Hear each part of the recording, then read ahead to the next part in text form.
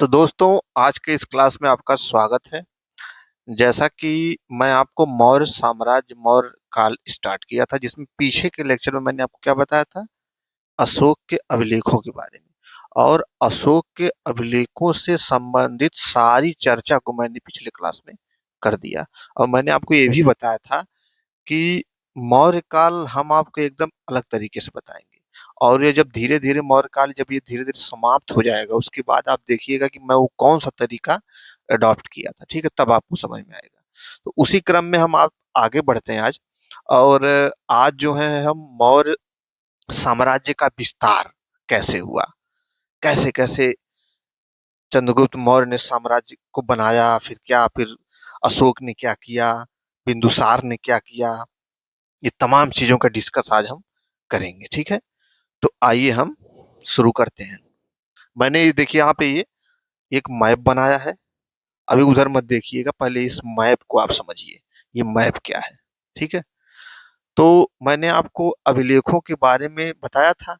तो वही मैं बताया हूँ कि मैंने आपको बताया था ना कि अशोक के अभिलेखों से जो अभिलेख प्राप्त हुए हैं, उस अभिलेखों से अशोक के साम्राज्य का निर्धारण किया जाता था। ठीक है, भंडारकर नाम के एक इतिहासकार हैं जिन्होंने अशोक के अभिलेखों के आधार पर पूरे मौर्य साम्राज्य का इतिहास लिख डाला है।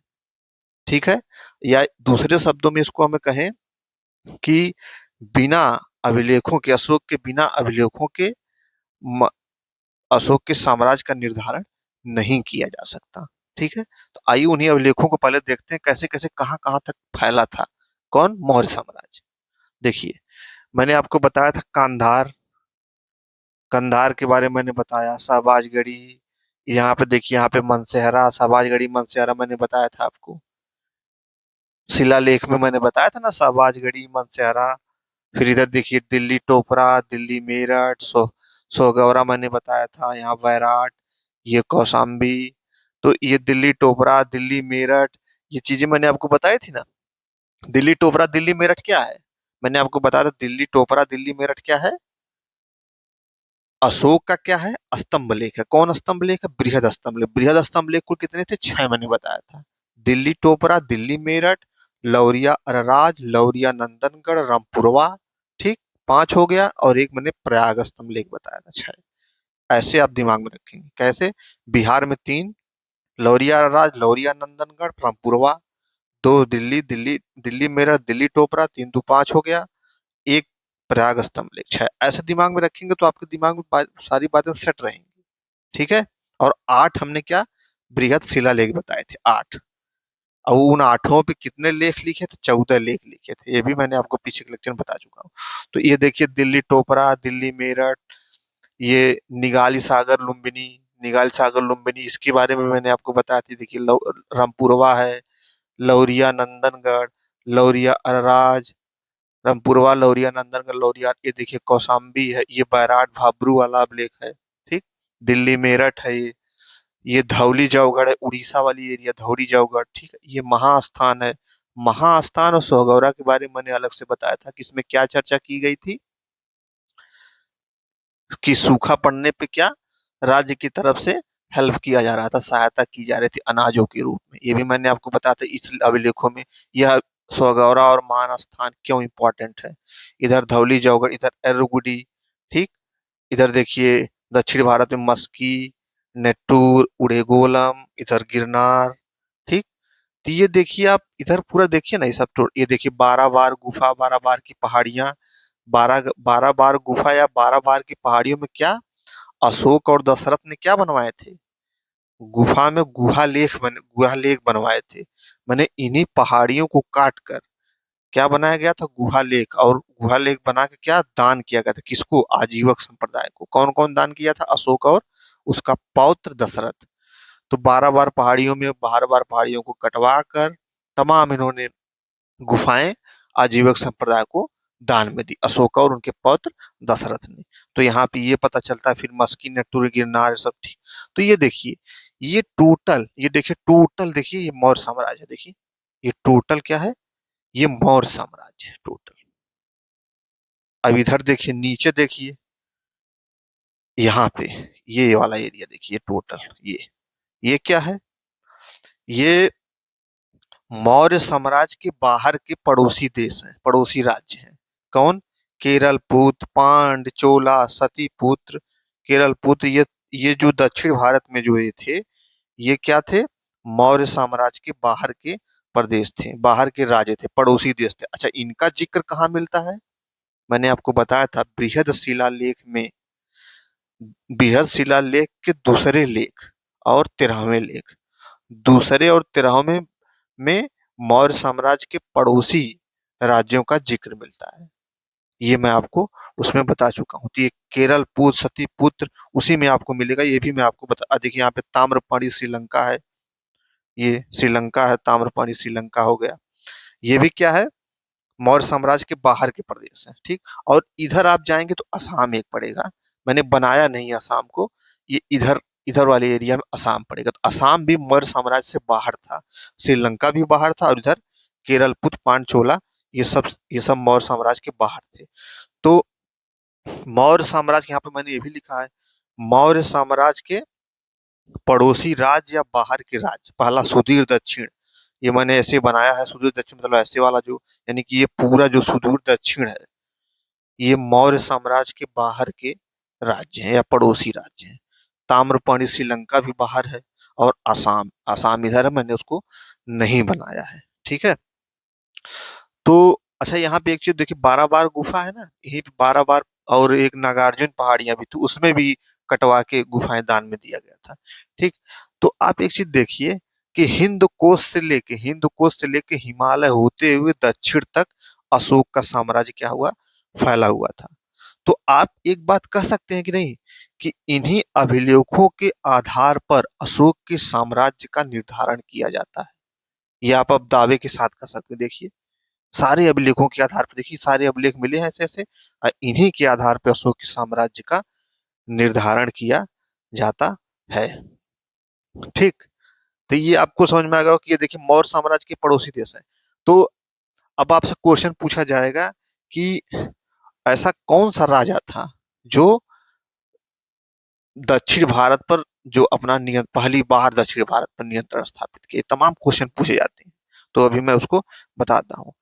अब आइए हम देखते हैं कि मौर्य साम्राज्य का इतिहास बनता कैसे है, ठीक है। मौर्य साम्राज्य का इतिहास बनता कैसे है, तो आइए यहाँ पे मौर्य साम्राज्य मैंने लिखा है, ये आपको ऐसे ही बनाना है, ठीक है। मौर्य साम्राज्य में क्या है? मौर्य साम्राज्य, ये सीएम का मतलब चंद्रगुप्त मौर्य, बिंदुसार और अशोक, तीन राजा थे। तीन के बाद और भी राजा थे, और अंतिम राजा बृहद्रथ था, जिसको किसने मारा था? पुष्यमित्र शुंग ने, उसी के सेनापति पुष्यमित्र शुंग ने उसकी हत्या की थी। तो इंपॉर्टेंट कौन है? ये तीन है, बाकी लास्ट में पुष्य वो है, बृहद्रथ है। बीच वाले डिस्प्यूटेड है, हिस्टोरिकली वेरीफाइड नहीं है, बीच वाले जो राजा है। तो मौर्य साम्राज्य का निर्माण किया किसने? तो एक लाइन में मैं आपको बताऊं कि मौर्य साम्राज्य का निर्माण, पूरे सारे साम्राज्य का निर्माण किसने किया? चंद्रगुप्त मौर्य ने। चंद्रगुप्त मौर्य ने, मैंने एक लाइन में अगर मैं आपको बताऊं, तो पूरे मौर्य साम्राज्य का निर्माण किसने किया? चंद्रगुप्त मौर्य ने। अब देखिए आगे, ये जो बिंदुसार है, ये सच ऐसा इसको कुछ विजेता नहीं माना जाता है। ये इसका युद्ध उद्ध हुआ था, लेकिन वो सब वेरीफाइड नहीं है, हिस्टोरिकली वेरीफाइड नहीं है, इसलिए बिंदुसार में कुछ ऐसा डेवलपमेंट हुआ नहीं, ठीक। और अशोक, अशोक ने केवल एक एक युद्ध, कलिंग का युद्ध जीता था, और वही कलिंग का वाला एरिया इस मौर्य साम्राज्य में बढ़ जाएगा। यानी अशोक की केवल एक विजय है, वो भी कौन सी है? ये कलिंग की विजय, ठीक है। हालांकि अशोक के और विजयों के बारे में भी इतिहासकारों ने लिखा है, लेकिन उस पे डिस्प्यूट है, वो हिस्टोरिकली वेरीफाइड नहीं है। इसलिए केवल एक हिस्टोरिकली वेरीफाइड है, वो भी कौन है? कलिंग युद्ध, ठीक। तो चंद्रगुप्त मौर्य ने पूरे मौर्य साम्राज्य का निर्माण किया, एक लाइन में मैं कहूं, और उसमें से थोड़ा सा जोड़ा अशोक ने कलिंग युद्ध, कलिंग युद्ध जीत के कलिंग वाला जो क्षेत्र है उसको जोड़ दिया। बाकी किसने बनाया? चंद्रगुप्त मौर्य ने। अब आप देखिए, अब आप देखिए कि आखिर में यहाँ से क्वेश्चन क्यों पूछे जाते हैं कि ये साम्राज्य है तो ऐतिहासिक सम्राट क्या है, तमाम क्वेश्चन पूछे जाते हैं। क्यों पूछे जाते हैं, इसको थोड़ा समझ लीजिए। मैंने आपको एक चीज, एक फिनोमेना बताया था कि ऋग वैदिक काल में जन हुआ करते थे, लेटर वैदिक काल में जनपद हुए, और पोस्ट वैदिक काल में महाजनपद हुए। ठीक। महाजनपद के बाद फिर क्या हुआ, मगध साम्राज्य आया। ठीक। तो पहला महाजनपद के बाद क्या आया, मगध साम्राज्य आया। और मगध साम्राज्य के बाद मगध मगध का अंतिम राजा कौन था, धनानंद। धनानंद को किसने मारा, चंद्रगुप्त मौर्य ने मारा। किसकी सहायता से, चाणक्य की सहायता से। तो चाणक्य की सहायता से चंद्रगुप्त मौर्य ने धनानंद को मारा और नंद वंश खत्म हो गया। आया कौन सा, मौर्य वंश की नींव रखी। ठीक है। तो जन में क्या था, ऋग वैदिक में जन, लेटर वैदिक में जनपद, पोस्ट वैदिक में महाजनपद, फिर इसके बाद मगध साम्राज्य। ठीक। इसके बाद मौर्य साम्राज्य। अब क्वेश्चन बनते कैसे हैं, ये देखिए। पूछेगा कि पहली बार साम्राज्य जो बना वो कौन सा था, तो पहली बार तो भैया मगध साम्राज्य है। महाजनपद के बाद मगध साम्राज्य ही तो बना, मैंने आपको बताया था। ठीक। तो मैंने यहाँ पे लिखा है पहली बार जो साम्राज्य बना हो मगध साम्राज्य। अच्छा, पहली बार अखिल भारतीय स्तर का जो साम्राज्य बना वो कौन सा बना, मौर्य साम्राज्य। पहली बार अखिल भारतीय स्तर का पहला साम्राज्य, इतिहास में पहला साम्राज्य तो मगध साम्राज्य है। लेकिन मगध साम्राज्य सीमित था, कुछ एरिया में सीमित था। जैसे ये इतना लगभग लगभग इतने एरिया में ही मगध साम्राज्य सीमित था। लेकिन जब चंद्रगुप्त मौर्य आएगा तो वो क्या करेगा, पूरे सबको मार काट पीट के सबको अपना जो है एक अखिल भारतीय साम्राज्य बना देगा, जिसको मौर्य साम्राज्य कहा जाएगा। तो क्वेश्चन पूछा जाता है कि पहली बार अखिल भारतीय साम्राज्य कौन सा साम्राज्य था, तो आप कौन सा बताएंगे, मौर्य साम्राज्य बताएंगे। अब पहली बार साम्राज्य अगर पूछेगा तो मगध साम्राज्य बताएंगे। पहला ऐतिहासिक सम्राट कौन था, तो चंद्रगुप्त मौर्य था। पहला ऐतिहासिक सम्राट चंद्रगुप्त मौर्य था। मैंने आपको जब प्री हिस्ट्री, प्रोटो हिस्ट्री और हिस्ट्री के बारे में मैंने बताया था, मैंने उस वहां पे बताया था कि मौर्य काल से ही असली इतिहास, रियल हिस्ट्री शुरू होती है। क्यों, क्योंकि मौर्य काल से ही पुरातात्विक स्रोत भी मिलते हैं, साहित्यिक स्रोत भी मिलते हैं, और दोनों एक दूसरे को क्रॉस वेरीफाई भी करते हैं। इसलिए ये हिस्टोरिकली हिस्टोरिकली एम्पायर, पहला ऐतिहासिक सम्राट चंद्रगुप्त मौर्य होगा। तो ये क्वेश्चन पूछे जाते हैं, बताओ पहला ऐतिहासिक सम्राट कौन था, तो चंद्रगुप्त मौर्य था। अच्छा, पहली बार मौर्य ने ही भारत के अधिकांश क्षेत्रों को राजनीतिक रूप से संगठित किया, लगभग संपूर्ण भारत। तो यहाँ पे देख लीजिए, ये देखिए पूरा लगभग लगभग संपूर्ण भारत, ये केवल एक दक्षिण वाला एरिया जो है, ये सतीपुर चल, ये जो बाहर के प्रदेश थे यही नहीं था, बाकी सारा एरिया आप देखिए संगठित कर लिए। कौन, किसने किया, चंद्रगुप्त मौर्य ने किया। ठीक है। तो पहली बार मौर्य ने ही भारत के अधिकांश क्षेत्रों, लगभग संपूर्ण, संपूर्ण भारत तो नहीं कहेंगे क्योंकि ये संपूर्ण भारत कहेंगे तो ये भी आ जाएगा, जो कि ये नहीं था।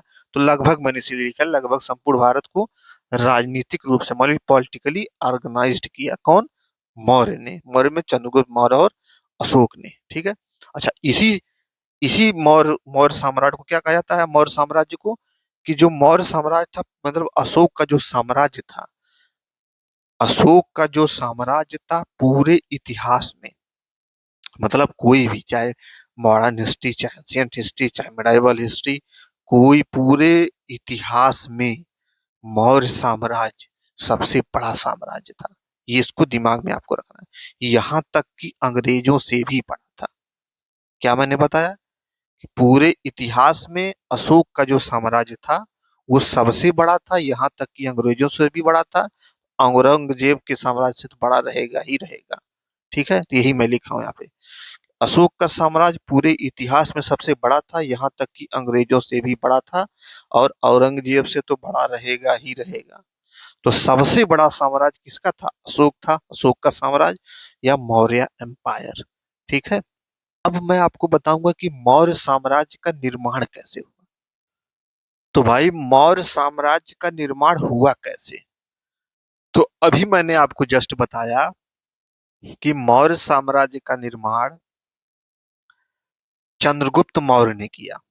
मौर्य साम्राज्य का निर्माण किसने किया? चंद्रगुप्त मौर्य ने किया। उसमें केवल एक विजय अशोक ने किया। कौन सा? कलिंग, जो उड़ीसा वाला एरिया है, उसको अशोक ने जोड़ा। तो सारा साम्राज्य तो चंद्रगुप्त मौर्य ने बनाया। तो इस बात का पता कैसे हमको चलता है कि सारा साम्राज्य चंद्रगुप्त मौर्य ने बनाया? यानी कि इस साम्राज्य का निर्माण हुआ कैसे? इसका मतलब यही हुआ कि जो चंद्रगुप्त मौर्य ने साम्राज्य बनाया था, इस बात की जानकारी हमको कैसे पता चलती है कि चंद्रगुप्त मौर्य ने ही बनवाया था? आइए उसको हम देखते हैं। तो सबसे पहले हम देखते हैं दक्षिण भारत की। ये दक्षिण वाली एरिया जो है, दक्षिण भारत की हम देखते हैं सबसे पहले। तो दक्षिण भारत से क्या मिले हैं? अशोक के अभिलेख मिले हैं। मैंने आपको बताया था, मस्की, नेट्टूर, उर्गेलम, एरगुडी, ये तमाम अभिलेख जो है दक्षिण भारत से अशोक के अभिलेख मिले हैं। ठीक। और अशोक ने केवल एक ही विजय की है, कलिंग, उड़ीसा वाला एरिया। तो यानी कि चंद्रगुप्त मौर्य ने सारा साम्राज्य पहले से बनाया ही था, केवल कलिंग वाली एरिया, उड़ीसा वाली एरिया नहीं थी। ठीक। उसने वो किसने जोड़ा? अशोक ने जोड़ा। तो अशोक के अभिलेखों से पता चलता है कि ये चंद्रगुप्त मौर्य ने दक्षिण भारत पर शासन किया था। ठीक है। अब क्वेश्चन पूछता है आपसे। क्वेश्चन कैसे पूछेगा? क्वेश्चन पूछेगा कि सर्वप्रथम वो कौन सा राजा था जिसने सर्वप्रथम दक्षिण भारत पर अपना नियंत्रण स्थापित किया? तो उसमें तमाम ऑप्शन दे देगा। तो आप कौन सा लगाएंगे? चंद्रगुप्त मौर्य। क्यों चंद्रगुप्त मौर्य लगाओगे? क्योंकि अभिलेखों से, अशोक के अभिलेखों से पता चलता है कि चंद्रगुप्त का मौर्य का साम्राज्य दक्षिण भारत तक फैला था, ये वाली एरिया छोड़कर। ठीक। अच्छा, इस बात की जानकारी और कहाँ से पता चलती है? एक बार मैंने आपको बताया था कि भद्रबाहु और चंद्रगुप्त मौर्य दक्षिण भारत चले गए थे श्रावण बेलगोला में, जब मगध में अकाल पड़ा था। तो जब मगध में अकाल पड़ा था, तो भद्रबाहु और चंद्रगुप्त मौर्य कहाँ चले आए थे? दक्षिण भारत। तो ये कहाँ लिखा था? जैन साहित्यों में। तो यानी कि जैन साहित्यों से हमें पता चलता है कि चंद्रगुप्त मौर्य का शासन दक्षिण भारत में भी था। और भी कई जैन साहित्यों में ये इस चीज का वर्णन मिलता है। ठीक। तो दक्षिण भारत में ये तो कंफर्म हो गया कि चंद्रगुप्त मौर्य शासन करता था। तो कैसे, क्यों करता था, कैसे पता चलता है? अशोक के अभिलेखों से, प्लस जैन साहित्यों से। ठीक है। इन सारी चीजों से पता चलता है कि चंद्रगुप्त मौर्य का शासन दक्षिण भारत तक था। अशोक का क्यों नहीं था? सर्वप्रथम अशोक का क्यों नहीं था? क्योंकि पहले चंद्रगुप्त मौर्य आया, उसने सारा साम्राज्य जीत लिया था। ठीक है। इसके बाद तो अशोक के केवल एक ही विजय दिखाई जाती हर जगह। सभी अभिलेखों में उसके केवल एक ही विजय का जिक्र है। कौन सा? कलिंग का। तो यानी कि अशोक को ये सारा साम्राज्य पहले से मिला था, केवल कलिंग वाला, कलिंग की विजय उसने की, अशोक ने की। तो अशोक ने उसको ऐड किया कलिंग वाले एरिया को, यानी उड़ीसा वाले एरिया को। इसके पहले जो भारत का जो एरिया थी, वो चंद्रगुप्त मौर्य ने ही जीता था। उसमें केवल एक ही ऐड करता है अशोक। अब बिंदुसार की सच ऐसी कोई जीत थी नहीं बिंदुसार की। ठीक। तो इस बात की जानकारी अब से अशोक के अभिलेखों से मिलती है, प्लस जैन साहित्यों से मिलती है। ठीक है। अच्छा, ये तो हो गया दक्षिण भारत का। ठीक। दक्षिण भारत का कैसे कैसे है। ठीक।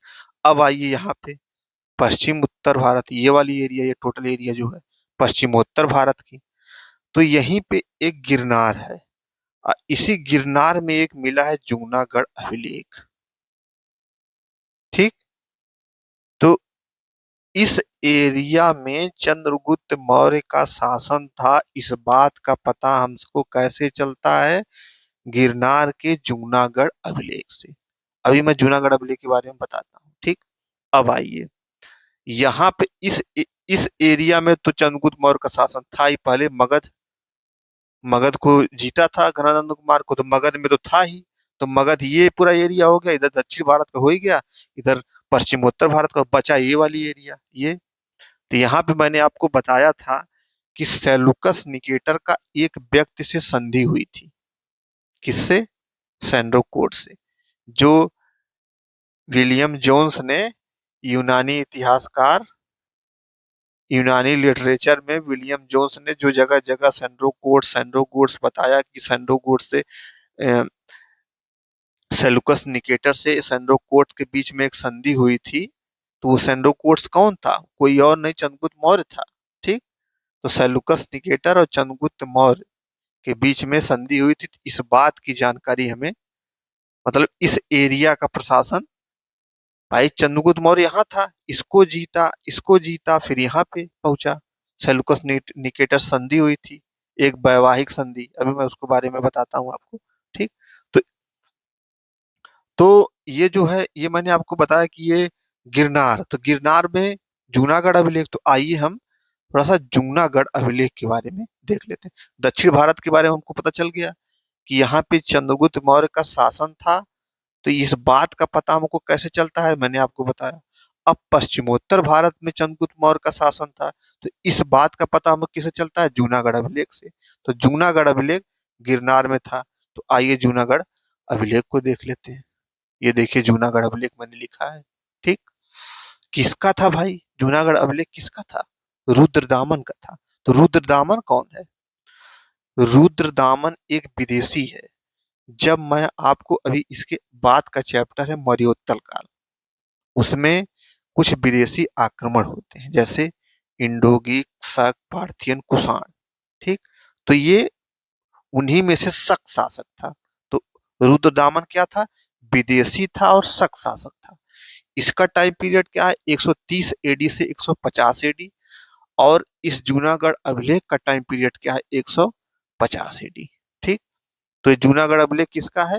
रुद्रदामन का है। रुद्रदामन एक विदेशी है, शक शासक है। ठीक। अच्छा, ये नाम ही क्यों है? नाम क्यों? यहाँ पे मैंने लिखा जूनागढ़ अभिलेख का। जूनागढ़ क्यों अभिलेख नाम पड़ा? क्योंकि ये गिरनार के जूनागढ़ से ही पाया गया। तो जब जूना, मैंने आपको बताया था कि अभिलेख जहां से पाया जाएगा उसी के नाम पे अभिलेख का नाम रखा जाएगा। तो ये जूनागढ़ अभिलेख इसलिए पड़ गया। अच्छा, इस जूनागढ़ अभिलेख की विशेषता क्या है? विशेषता यह है कि संस्कृत भाषा, यह अभिलेख संस्कृत भाषा एवं चंपू शैली का पहला अभिलेख है। ये बड़ी ताज्जुब वाली बात है। मतलब ये कि रुद्रदामन का ये जूनागढ़ अभिलेख है, और रुद्रदामन है विदेशी। ठीक। और एक विदेशी होकर उन्होंने संस्कृत भाषा, इस अभिलेख पे संस्कृत भाषा एवं चंपू शैली का यूज किया है। संस्कृत भाषा यूज की है, चंपू शैली यूज की है। अच्छा, चंपू शैली क्या है? ये गद्य और पद्य का मिश्रण होता है, एक तरह से मानिए। ठीक। तो रुद्रदामन एक विदेशी होके संस्कृत भाषा, चंपू शैली, ये सब का उपयोग कर रहा है। यानी कि एक विदेशी भी आके भारतीय वाले में आके घुल मिल गया था। ठीक है। तो ये बहुत इंपॉर्टेंट है, इसकी विशेषता जूनागढ़ अभिलेख की। अच्छा, इस अभिलेख में जानकारी क्या मिलती है?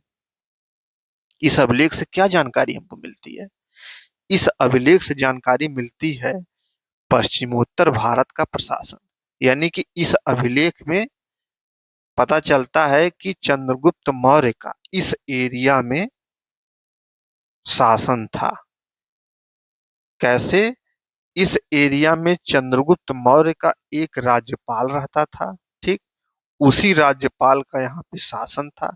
इस बात जो मैं अभी बोला, इस बात की जानकारी रुद्रदामन ने अपने जूनागढ़ अभिलेख में लिखवाया है। रुद्रदामन ने अपने जूनागढ़ अभिलेख में लिखवाया है कि इस एरिया में चंद्रगुप्त मौर्य का शासन था, उसके एक राज्यपाल रहता था, उसका शासन था। ठीक। यानी कि पश्चिमोत्तर भारत का प्रशासन किसके हाथ में था? चंद्रगुप्त मौर्य। देखिए जूनागढ़ अभिलेख से भी पता चलती है। अच्छा, इसी में एक चीज और जिक्र है, सुदर्शन झील मैंने लिखा है। इसी अभिलेख में सुदर्शन झील का भी जिक्र है। झील को देखते हैं। तो सुदर्शन झील मौर्य काल, मौर्य काल में देखिए चंद्रगुप्त मौर्य के समय राज्यपाल पुष्यगुप्त ने इसका निर्माण कराया। तो सुदर्शन झील का निर्माण किसने कराया?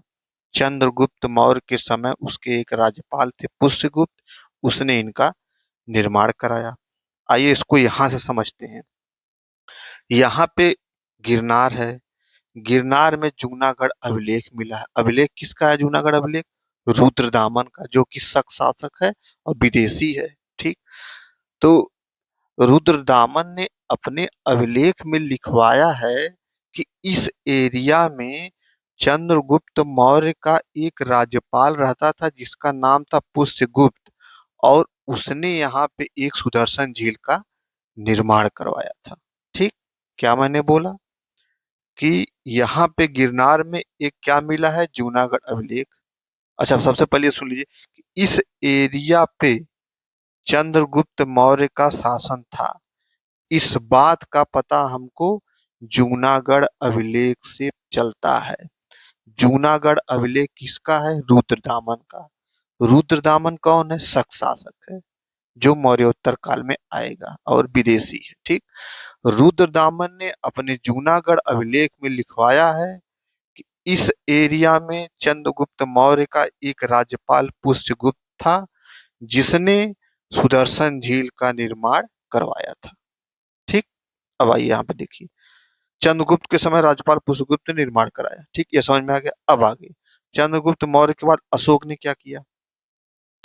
अशोक के समय शासक तुषास्क, तुषास्क माने यहाँ का तुषास्क, फिर अशोक के समय तुषास्क क्या हो जाएगा? यहाँ का राज्यपाल हो जाएगा, जो कि यूनानी था। इसने क्या की कि इस सुदर्शन झील से बांध बनाया और बांध बनाकर नहरें निकलवाई। ठीक। फिर आगे मौर्योत्तर काल में देखिए क्या हुआ। मौर्य काल हो गया, फिर मौर्योत्तर काल, ये डेवलपमेंट है इस सुदर्शन झील का। रुद्रदामन ने क्या किया कि रुद्रदामन के समय सुविशाख ने बांध का पुनर्निर्माण कराया, यानी कि जो अशोक के समय तुषास्क ने बांध बनवाया था वो क्षतिग्रस्त हो गया था। तो रुद्रदामन के समय सुविशाख ने बांध को पुनर्निर्माण करवाया, लेकिन रुद्रदामन ने इस बांध का पुनर्निर्माण करवाया लेकिन जनता से अतिरिक्त कर नहीं लिया। ठीक।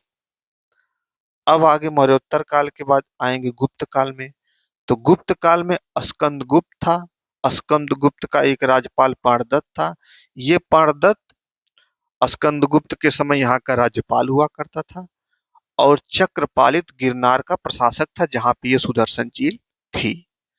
तो अब आइए सुदर्शन झील को समझ गए आप कि मौर्योत्तर काल, मौर्य काल में ये चंद्रगुप्त के मौर्य समय झील बनी, फिर उसको नहरें बनवाई, बांध बनाकर नहरें अशोक के समय हुआ, फिर रुद्रदामन ने बांध का पुनर्निर्माण करवाया, फिर स्कंदगुप्त के समय पाणदत्त राज्यपाल हो गया, चक्रपालित गिरनार का प्रशासक हो गया जहां पे सुदर्शन झील थी। तो ये तो हो गया जो सुदर्शन झील का समान। अब यहाँ एक बार और मैं आपको बता देता हूँ यहाँ की जानकारी, दक्षिण भारत की जानकारी कि यहाँ पे चंद्रगुप्त मौर्य का प्रशासन था, इस बात का पता हमें अशोक के अभिलेखों और जैन साहित्य से चलता है। ठीक।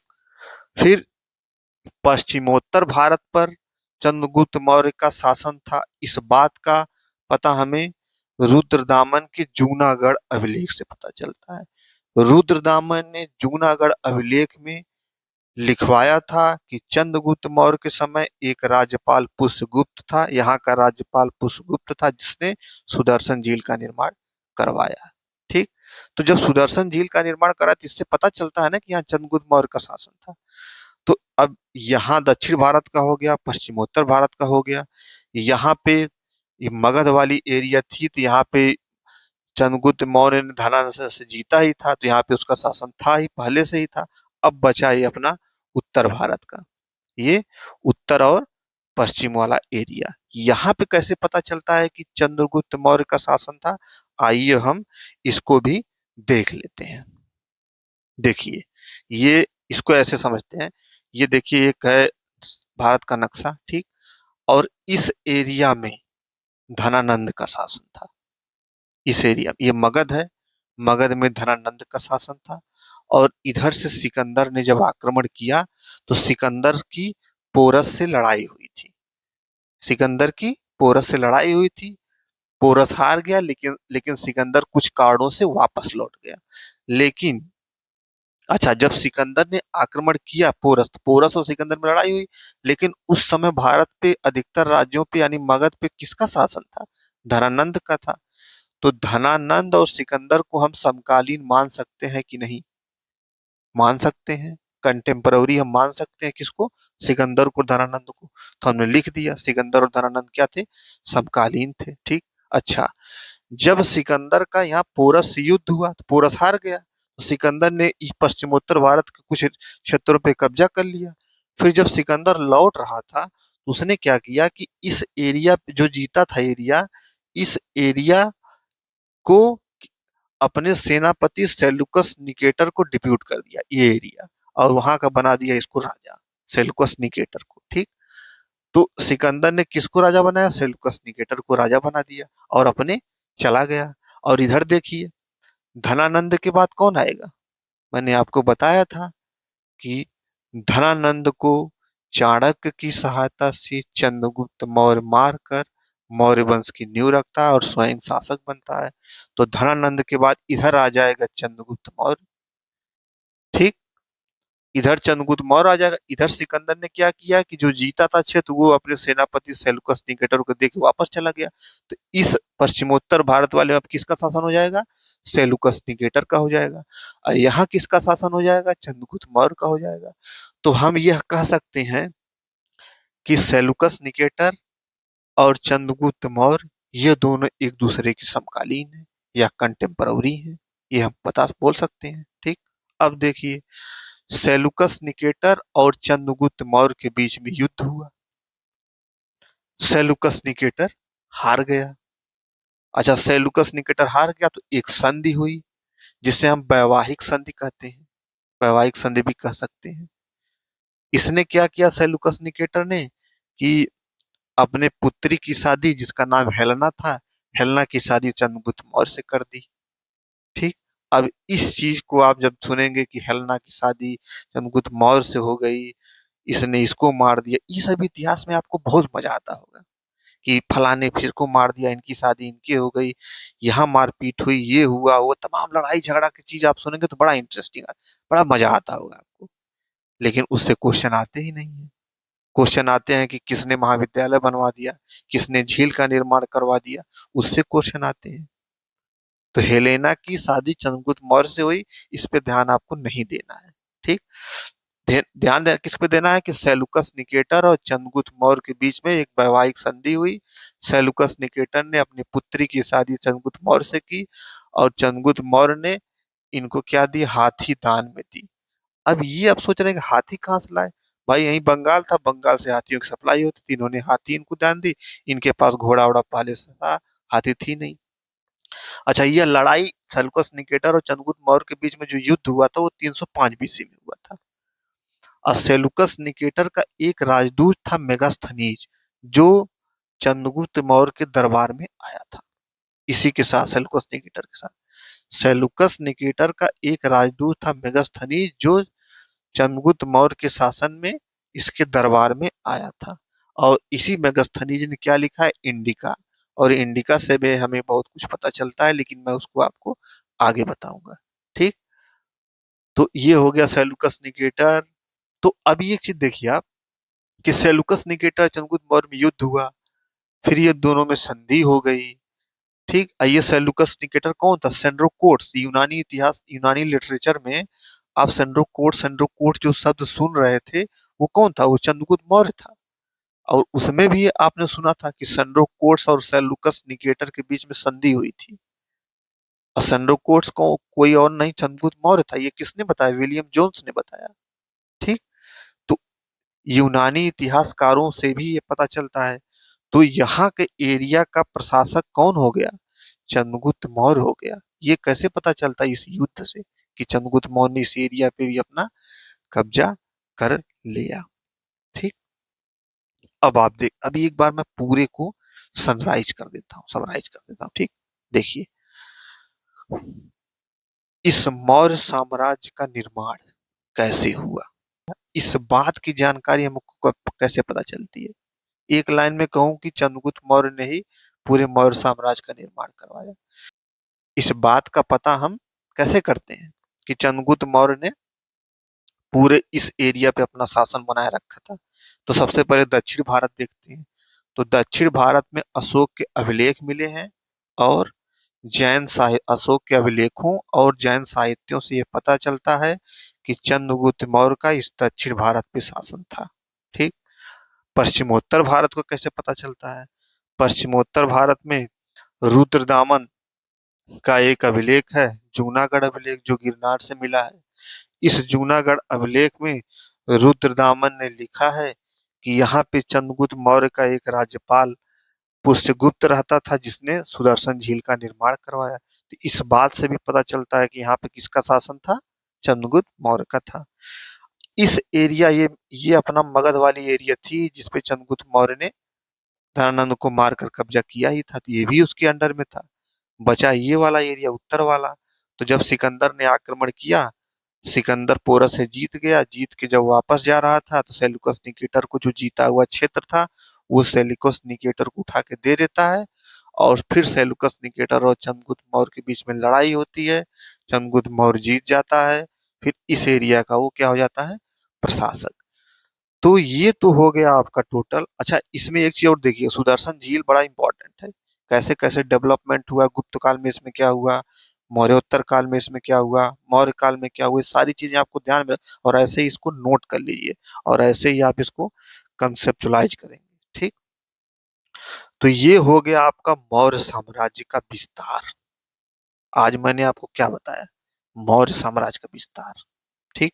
कैसे कैसे क्या क्या था, सारी चीजें मैंने डिस्कस की हैं, कुछ भी नहीं छूटा है। अब हम आपको मौर्य इतिहास के जानने के स्रोत बताएंगे। ठीक। तो इसको हम अगले लेक्चर में बताएंगे। ठीक। तो मिलते हैं आपसे अगले लेक्चर में। Thank you.